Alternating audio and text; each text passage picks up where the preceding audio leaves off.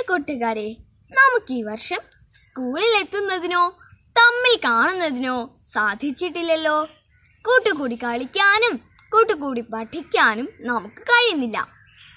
കാരണം നമുക്കെല്ലാവർക്കും അറിയാമല്ലോ, 2019 ഡിസംബറിൽ ചൈനയിലെ വുഹാനിൽ കൊറോണ എന്ന വൈറസിന്റെ വ്യാപനം ആദ്യമായി റിപ്പോർട്ട് ചെയ്യപ്പെട്ടു. കൊറോണ വൈറസ് ഡിസീസ് COVID-19 എന്ന പേരിൽ ലോകാരോഗ്യ സംഘടനയാൽ വിശേഷിപ്പിക്കപ്പെട്ട ഈ രോഗം ചുരുങ്ങിയ മാസങ്ങൾക്കുള്ളിൽ തന്നെ ലോകം മുഴുവൻ പടർന്നു. ഇനിയും കോവിഡിനെതിരായ ചികിത്സയോ പ്രതിരോധ മരുന്നുകളോ ലഭ്യമായിട്ടില്ല. അതുകൊണ്ട് തന്നെ രോഗം വരാതിരിക്കാൻ ശ്രദ്ധിക്കുക മാത്രമേ സാധ്യമാവൂ.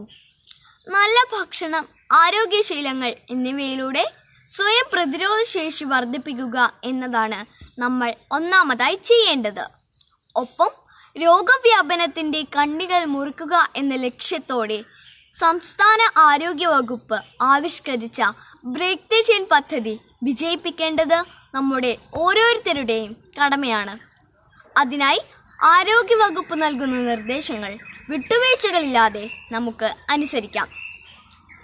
SMS എന്ന ചുരുക്കപ്പേരിൽ പറയുന്ന സാനിറ്റൈസർ, മാസ്ക്, സോഷ്യൽ ഡിസ്റ്റൻസിങ് എന്ന 3 കാര്യങ്ങളാണ് കോവിഡിനെതിരായ ഏറ്റവും ശക്തമായ പ്രതിരോധ മാർഗങ്ങൾ.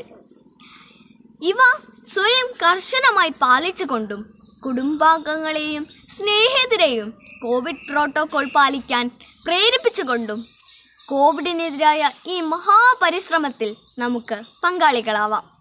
നിശ്ചയമായും ഈ പോരാട്ടത്തിൽ നമ്മൾ വിജയിക്കുക തന്നെ ചെയ്യും. അതിജാഗ്രതയാൽ അതിജീവനം എന്നതായിരിക്കട്ടെ ഈ അവസരത്തിൽ നമ്മുടെ മുദ്രാവാക്യം.